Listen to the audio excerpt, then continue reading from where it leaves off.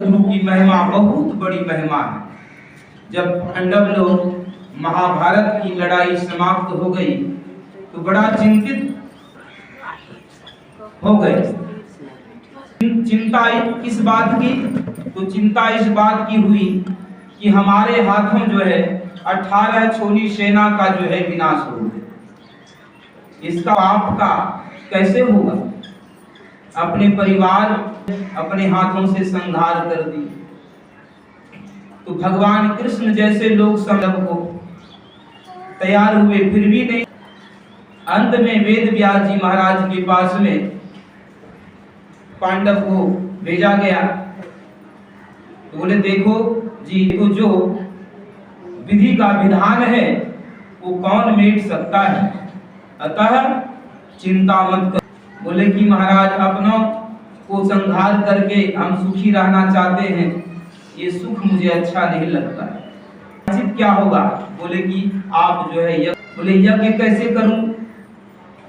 महाभारत की लड़ाई में सब धन, अब तो धन नहीं है, इससे कि मैं अश्वमेध यज्ञ। बोले राजा मरुत ने यज्ञ किया है और बहुत सारे ब्राह्मणों को दान दिया है, सोना चांदी हीरा मोती। इतना दान नहीं जा पाए, पहाड़ के नजदीक में धन गाड़ दिया, आप जाकर के उखाड़ लाओ यज्ञ करो। वैसा ही किया, अपने से और पहाड़ के पास में गड़ा हुआ धन उखाड़ करके लाया और पांडव लोग जो है अश्वमेध यज्ञ, जिस अश्वमेध यज्ञ में भगवान कृष्ण का उद्घोष था, इस यज्ञ में जब संत भोजन करेंगे तो घंटा बजेगा, तब यज्ञ की जो है समझो कि मिलेगा।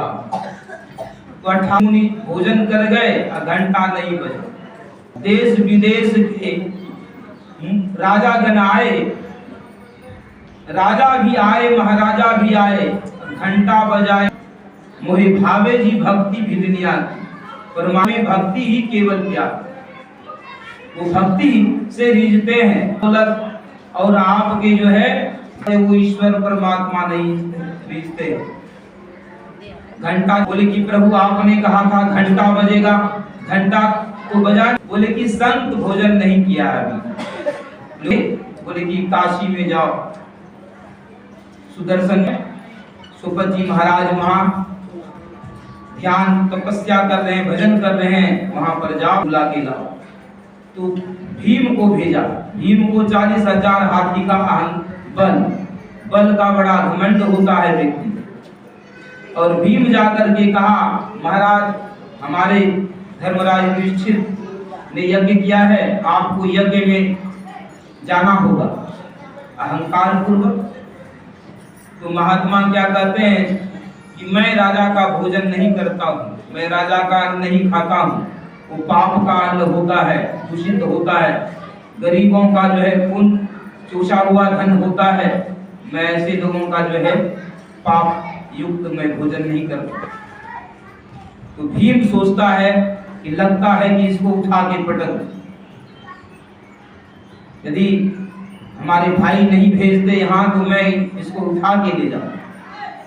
तो संत समझ गए मन की बात, बोले कि देखो जी तुम्हें ले जाना है हमको, ये सुमरनी पड़ी है, इसको उठा करके ले चलो, मैं पीछे से आऊं। भीम जो है 40,000 हाथी का बल, जिनको सोचा वो 6 जातों का सुमरनी कैसे छूऊं मैं अपने हाथ उंगली से, कंगुलियां उंगली लगाता है, छुआछूत समझ कर, उससे नहीं उठा। फिर दूसरी उंगली, तीसरी, चौथी, पांचवी, दोनों हाथ एवं प्रकार से लगाए और 40,000 हाथी का बल जो है वो भी प्रयोग। सुमरनी टस से मस नहीं हुआ। बोले कि तुम तो का मन में था कि हमें उठा करके ले जाने की सोच रहा था, तुम जब सुमरनी नहीं उठा सकते तो हमको कैसे ले जाओ। भीम बड़ा लज्जित हुआ और वापिस चले गए।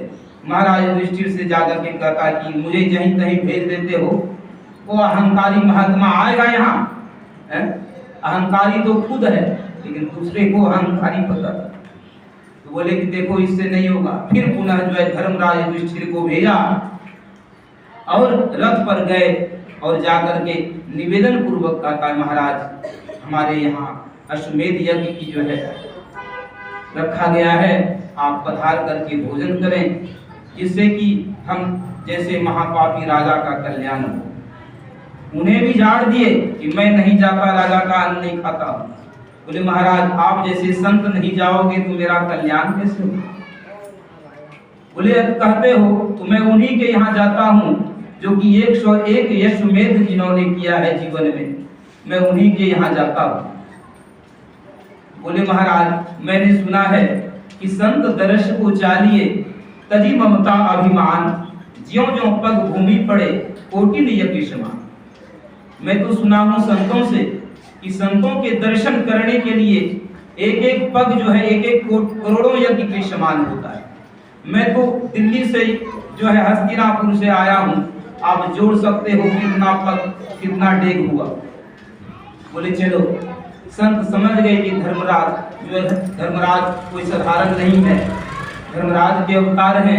आए और द्रौपदी 56 प्रकार का व्यंजन बना करके रखी थी और सब के अंदर में आकांक्षा थी कि आज जो है संत भोजन करेंगे और घंटा बजे। भीड़ लगी हुई थी। द्रौपदी 56 प्रकार का व्यंजन बना करके और संत को पहले पानी दिया गया, आसन दिया, चरण पखारे आदि स्वागत सम्मान के साथ फिर भोजन दिया गया। और जैसे सभी 56 प्रकार का व्यंजन मिला करके ग्रास को अपने मुख में देता है, वैसे घंटा नाक से महाराज सुपज का जो है जय जयकार होने लगे। बोले महाराज की जय हो। दूसरे बार जो है ग्रास लिए, फिर दूसरी घंटा। द्रौपदी झांक करके देखती है कि मैं इतना परिश्रम से बनाई हूँ, तिलौड़ी फुलौड़ी 56 प्रकार का, देखूं संत महात्मा कैसे खाते हैं। प्रशंसा सुनने के लिए रसोईया बड़ा आतुर होते हैं। तो झांक के देखती है, बोले कि सब बेड़ा गर्क, एक एक करके खाते स्वाद लेते। देखता है कि सब मिला करके ये घी में खा रहे। संतों को स्वाद से क्या बोले आखिर है तो डॉल ही। इतना कहना था कि ग्रास रुक गया। बोले महाराज और कीजिए, और भोजन किया जाए। बोले नहीं, पहले तो संत का भोजन था, अब तो ड्रोन का भोजन हो। बोले महाराज किसने कहा? बोले जाकर के पूछो द्रौपदी से। जाकर के पता लगाया। बोले हमारे मन में ऐसी बात नहीं। इसलिए कभी संतों के प्रति मन में ऐसी भावना को नहीं लाना चाहिए। क्षमा याचना किए, फिर भोजन किए और फिर घंटा बजा। महाराज युधिष्ठिर का यज्ञ सफल। कहने का मतलब है संत जो होते हैं वह त्रैकालदर्शी होते हैं। हम आपके अंदर की बात उसी तरह से जान लेते हैं जिस तरह की हम देखते हैं दुकानदार हलवाई आदि के पास में, मिठाई की दुकान में बाहर से ही जो है रसगुल्ला बर्फी देख लेते। उसी तरह से संत भी मन की बातों को पढ़ लेते। हमारे गुरु महाराज जी भी मन की बातों को पढ़ लेते। ऐसी बहुत सारा ऐसा उदाहरण है। कहने का मतलब है कि संतों से जो है हमें अपने अंदर में अहंकार तजी निष्कपट हो, अरुदीन हो, सब कुछ समर्पण कर गुरु की सेव करनी चाहिए। यानी कि अहंकार छोड़ करके जो भक्ति होती है वो संतों की पूर्ण भक्ति होती है। और आज वेद व्यास जी महाराज पांडव को धन नहीं बताता तो आज उनका यज्ञ नहीं होता। यानी कि गड़ा हुआ गुप्त धन संत लोग हम आपके अंदर में अव्यक्त धन बता देते हैं, वह परमात्मा है। अव्यक्त अगोचर भव पीड़ाहर द्वंद्व द्वैत विनुरामा। यानी कि वह परमात्मा अव्यक्त है, अगोचर है, इंद्रियों से पकड़ने योग्य नहीं है। मन बुद्धि इंद्रिय को गम नाही, आत्मगम्य सो राम हो राम राम। उस राम को कौन लखा दे कि गुरु रुपया लागू नाम को लखा दीजिए। क्षमा के नाम को सार शब्द की प्राप्ति है। ऐसे जो संत सद्गुरु हो पूर्ण वेद व्यास के रूप में होते हैं। हमारे आराध्य वेद व्यास के स्वरूप हैं। आज गुरु की पूजा हम लोग करने आए हैं। गुरु की पूजा तभी होगी जब तक हम गुरु के आज्ञा आदेश उपदेश को अपने अंदर में नहीं, वो क्या है? झूठ चोरी नशा पंच पापों से दूर रहना, एक सर्वेश्वर पर अचल पूर्ण भरोसा तथा अपने अंतर में ही उनकी प्राप्ति का दृढ़ निश्चय रखना, सद्गुरु की निष्कपट सेवा सध्यानाभ्यास, इन पांचों को मोक्ष का कारण समझना चाहिए। गुरु युक्ति पूर्वक एक नाम का जप, एक रूप का ध्यान, दृष्टि योग साधन ध्यान, श्रुत शब्द योग द्वारा हम परमात्मा को प्राप्त कर लें।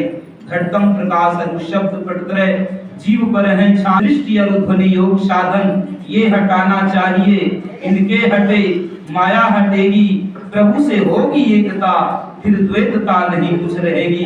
असमनिए हम प्रभु प्रभु हम एक ही होई, द्वंद द्वैत रहे नहीं कोई, मैं ही ऐसी आरती की महाजन्म बहुरी नहीं दीजिए। और सार भक्ति है, गुरु युक्ति पूर्वक करें, जीवन सफल और धन्य हो जाएगा। मनाने का यही असली फल है। मैं इन्हीं शब्दों के साथ जितने भी गुरु भक्त आए हैं, सत्संग प्रेमी महाद्रामिक बंधु, सबके लिए मेरी शुभ मंगल की कामना है।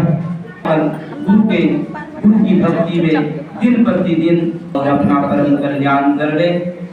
दिन प्रतिदिन इसी तरह से उत्साह गांव के हमारे सत्संग प्रेमियों का जो कि आगे बढ़ते जाए। श्री सद्गुरु